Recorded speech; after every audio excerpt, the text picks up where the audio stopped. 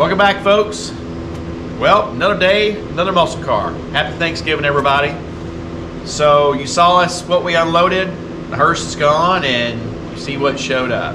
So this is our friend Johnny's, part of his collection back in Texas. He's got quite a few Mopars. This is a real 1966 Plymouth Satellite, and it is a real 426 Hemi car.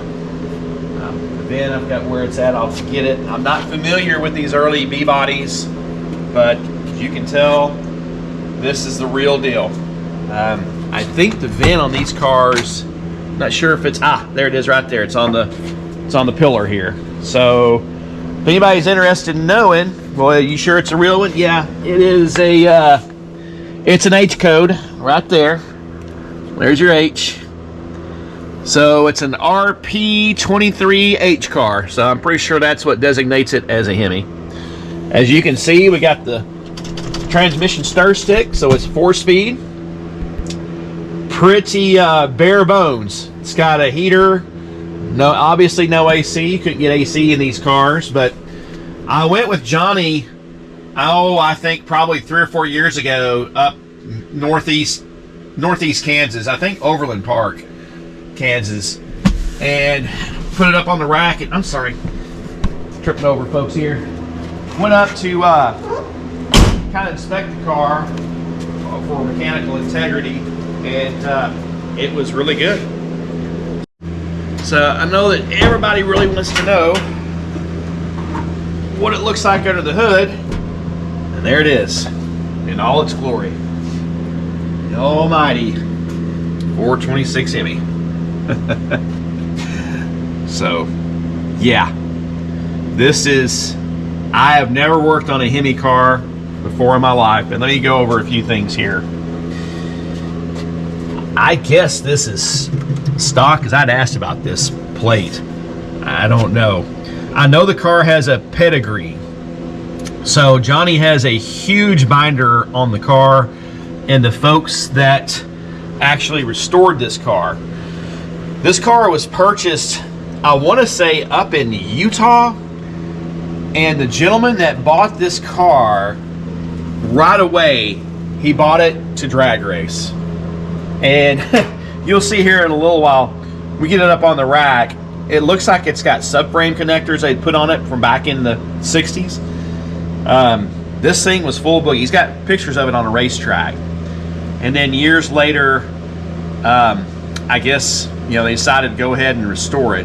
The block, from what I understand, it's not a numbers matching, because the original block, I think they probably threw a rod or who knows what happened, but I believe it's a 66 block. But we're going to get it up on the rack and we'll look at those numbers. I'm going to tell you what it came in for. So it's here because a couple things. Johnny said that it got to where, now Johnny is an executive, and he has these cars in the shop, so he doesn't get to drive them every day. Johnny has to travel a lot, and he works very hard. So he has to schedule time to have fun with his cars.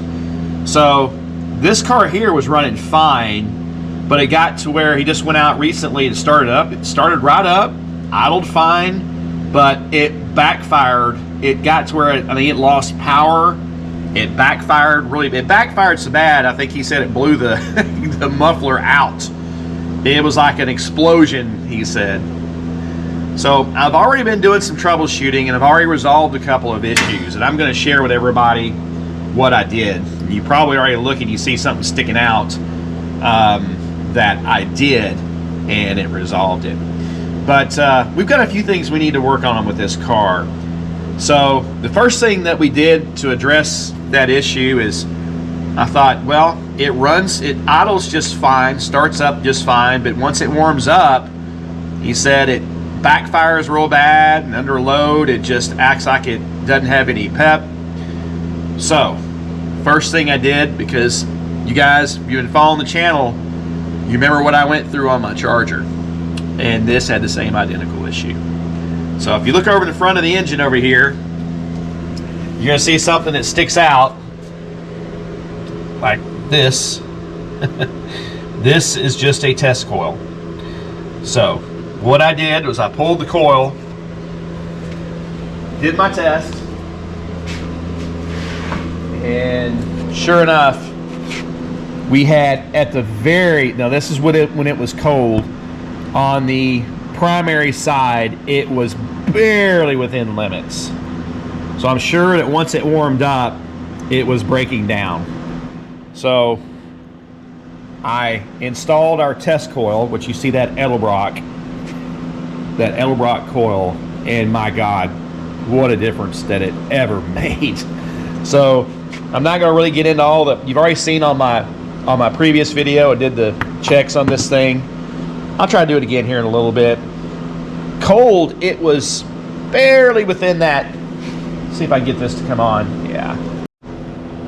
Right, so here's my primary side. Check it out. It bounces. It doesn't stay steady. It's my primary side. I'm on the 200,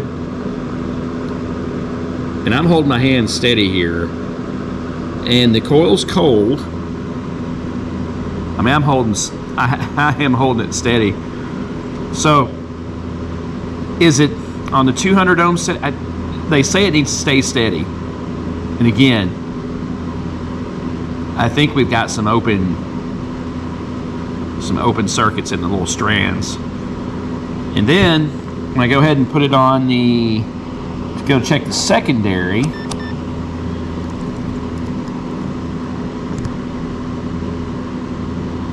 it's at 6. So it's staying pretty, now again, it's cold. The coil's cold. So I got a feeling that once it started getting warm, it started breaking down. So what I did is I put our Edelbrock coil on right here. Now again, this is my coil. It's a test coil. I've already ordered a black factory. It's a Pertronix black coil. You won't be able to tell, but let me tell you, I changed the coil and this thing turned into an animal. So I can pump the gas here in a second, show you how well it fires up, and we can even take it for a test drive here in a little bit. But so this issue has been resolved, and the more I drove it, the faster it got, and that was only with a matter of maybe 5 minutes, 5 to 10 minutes. This thing runs fantastic. Made me want a Hemi now. So there's another issue going on with the front. Well, actually with the noise that was going on. I'm going to demonstrate that here in a little bit. But let's see if this thing, how well it starts up with this new coil. Now I haven't started it since yesterday, so it's cold. The engine's cold. Kind of cool in here in the shop. So that's why you hear it start. It's kind of not happy. I don't have a choke on it. But you hear this noise in the front? It's like a tinny noise.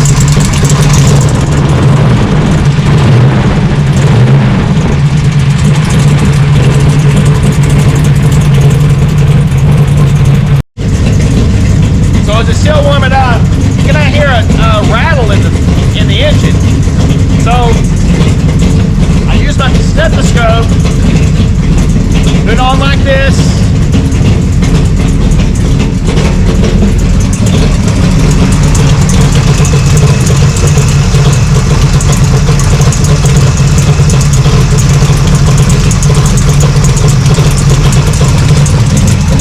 I did that on both sides, both valve covers, all the way across.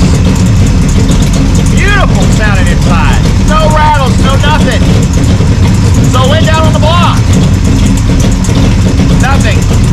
Nothing. Just beautiful sounds. I got to the front. I started here. Nothing. And then I got here. Still sounds okay. But I got to here. Then I start hearing something.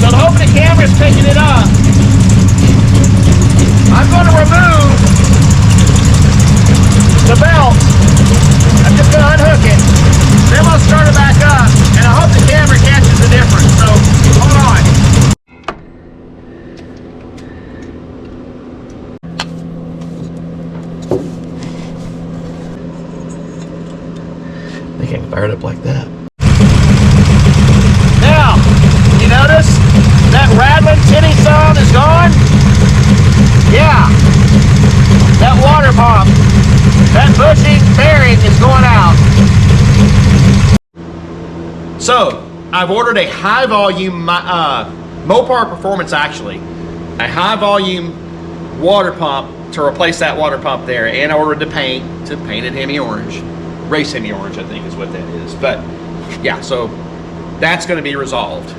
So two things so simple in this Hemi that Johnny's going to love. He's going to really love the way it runs. But we've got a third issue. Now, we're going to take it on for a little spin after we get it warmed up, and you're going to see what I talk about. I barely touched the brakes, and this left front brake automatically tries to lock up on us. So what we're going to do is get the Hemi warmed up, take it on another just little quick spin, just probably right down the road here, and then we're probably going to play musical cars and put this thing up on our 4-post and see what we can find out what's going on this left front spindle. So let's see what happens.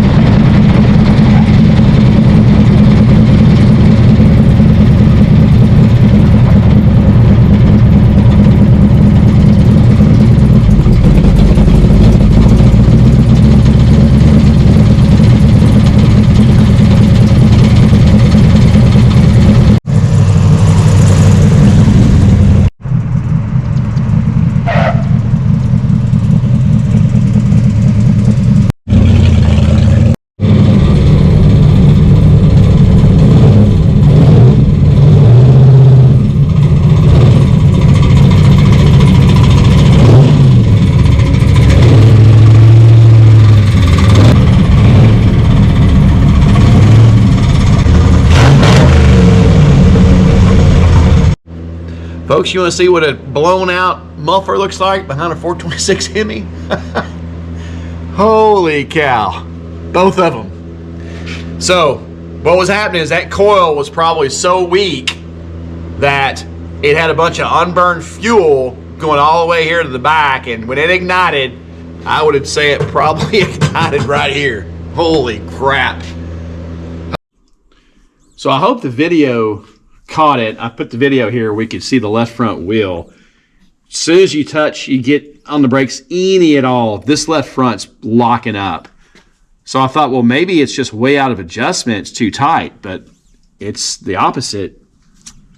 It's loose as a goose. So what is going on here? So we're gonna get this wheel off, and I'm gonna get into this drum. This has, I thought it had disc brakes on the front, but this is a drum brake car. So let's get this wheel off and see what we can find here. You know what? This is a 66 Mopar. I'm going to the left, I'm tightening it up. It's right. It's a left-hand thread. Look there. If you can't, on a Mopar, especially on these 60s, even my Barracuda is 68, it was the same way. Left hand, if it's factory, it's going to have left-hand threads on the studs on the left-hand side. The reasoning, quirky Mopar stuff, but sure me, if you can't get them off, stop what you're doing, go back to the right, and go ahead and take them off. So here we go. So unfortunately, I don't think this is the type of drum that you can take off without removing the bearing. So I'm gonna have to take this cap off and remove the nut and pull the bearings and everything off at once. So let me get this cap off.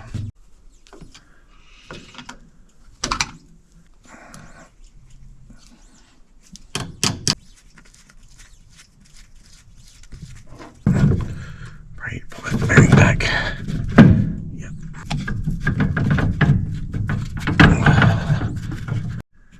All right, so I got plenty of meat here on these pads, and although the wheel cylinder, I don't see a lot of leaking going on. It may have started leaking a little bit here. Yeah, probably a little bit. But it was so loose. I think that somebody's been loosening this thing because it's trying to lock up, and it kept thinking that it was out of adjustment. But I'm suspect here. I have seen these hoses where they get gooped up inside with whatever, and they won't allow you, when you let off the brake, it doesn't allow it to the fluid to return back to relieve the pressure, I guess, let's just say. So I think what I'd like to do is go ahead and remove this hose. I'm very suspect of this hose. Let's remove this hose and let's see what it looks like inside.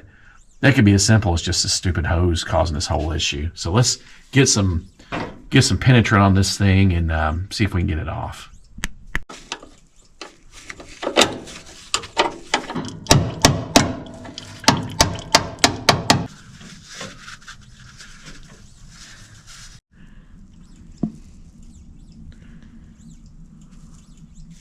Look how corroded that is. I would not be surprised if this hose has so much junk in it that it's not allowing fluid to return when you let off the brake, so it's got residual pressure on it. I mean, you can tell it's been on there a minute. I can blow through it and it's good. Let's put some buildup inside of it.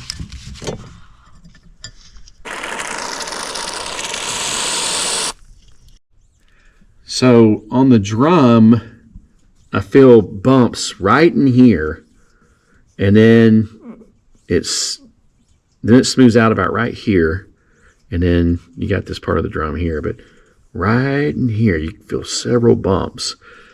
I'm wondering, is this thing maybe tapered, where it's trying to grab the inside? I think it's very possible this thing's out of round, or it's tapered just enough. So I've got my hose off. I might as well just replace the hose, and I really need to see if we can have this drum turned. Here's another thing on our fluid. You know, it's not the cleanest in the world. Just not very clean. All right, so on our brakes, of course it's Thanksgiving Day, but I'm going to go ahead and I think I'm going to have that brake drum checked out and most likely turned on a lathe. So while we're waiting on that, I'm gonna go ahead and order a new brake hose. Just might as well. I've already got the old one off. I didn't like the way the brake fluid looked. So we'll probably flush this, at least the front system. While we're waiting on that, I guess you can see what happens. Sometimes you get a bad coil and you get a lot of gas in the fuel system and you get a backfire. Well, look at that. I guess that's what two 4-barrels and a 426 Hemi would do on a backfire. But yeah, looks like we need to put an exhaust system, or at least from here back. So yeah, that's going to be something. I'm going to talk to Johnny about this, how he wants me to go about it. So do we do or does Johnny want? It's not up to me, it's up to Johnny. So do we do a factory replacement exhaust? I'm assuming, I think Gardner or one of those that does OEM style exhaust. Do we put one of those on here?